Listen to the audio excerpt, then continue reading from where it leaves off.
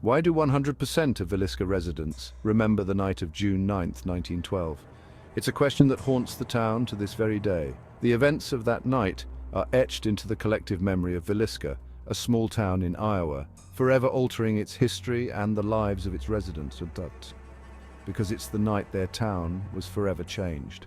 The headlines screamed of horror and tragedy, capturing the attention of the entire nation. The Villisca Axe murders became a dark chapter in American history, a story of brutality and mystery that has never been fully resolved. It was the night of June 9th, 1912, in the sleepy town of Villisca, Iowa.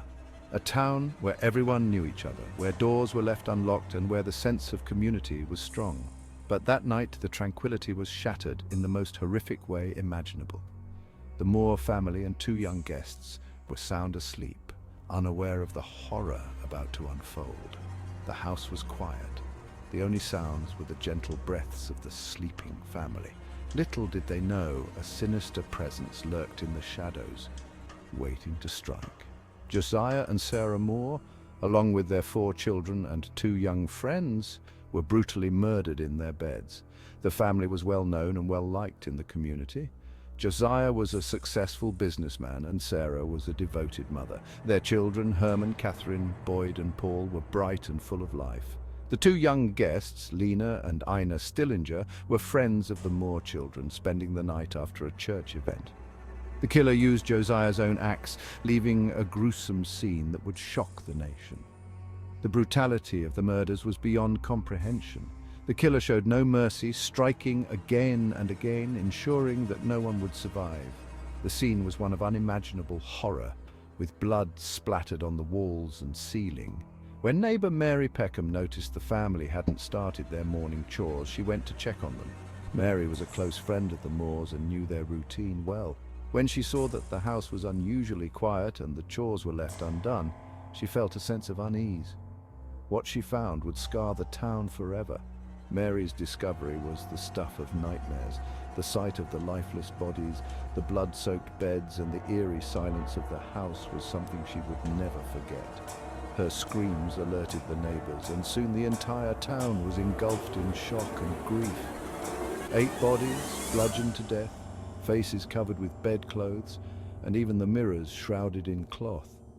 The killer had taken the time to cover the faces of the victims and the mirrors in the house. A chilling detail that added to the mystery. It was as if the killer wanted to erase any trace of the humanity of the victims, to make them faceless in death. Investigators found a kerosene lamp at the foot of Josiah and Sarah's bed, its chimney removed and placed under the dresser. This small but significant detail suggested a level of premeditation and care on the part of the killer. The lamp provided just enough light for the killer to navigate the house without waking the victims. This calculated act only deepened the mystery. The killer's actions were methodical and deliberate, leaving behind a scene that baffled investigators. There were no signs of forced entry, no clear motive, and no obvious suspects. The town was left to grapple with the terrifying possibility that the killer was someone they knew.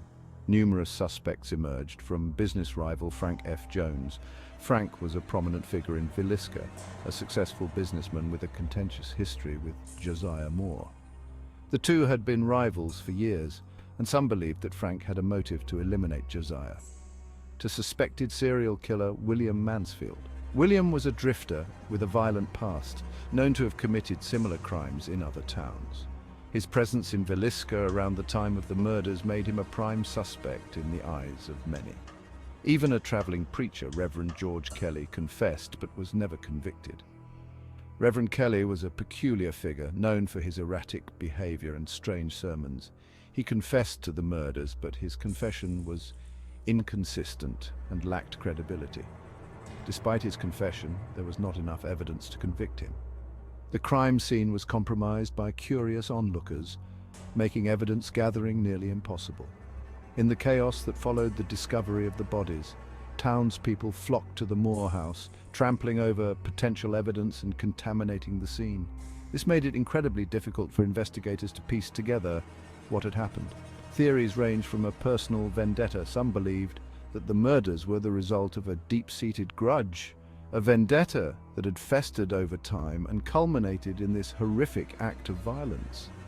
to the work of a transient serial killer. Others believe that the murders were the work of a transient serial killer, someone who drifted from town to town, leaving a trail of death in their wake. This theory was supported by the fact that similar murders had occurred in other towns around the same time. Yet, despite endless investigations, the case remains unsolved. Over the years, numerous detectives and amateur sleuths have tried to solve the case, but the mystery remains. The lack of concrete evidence and the passage of time have made it increasingly difficult to uncover the truth. Today, the Moore House stands as one of America's most haunted places, a grim reminder of a night when innocence was shattered.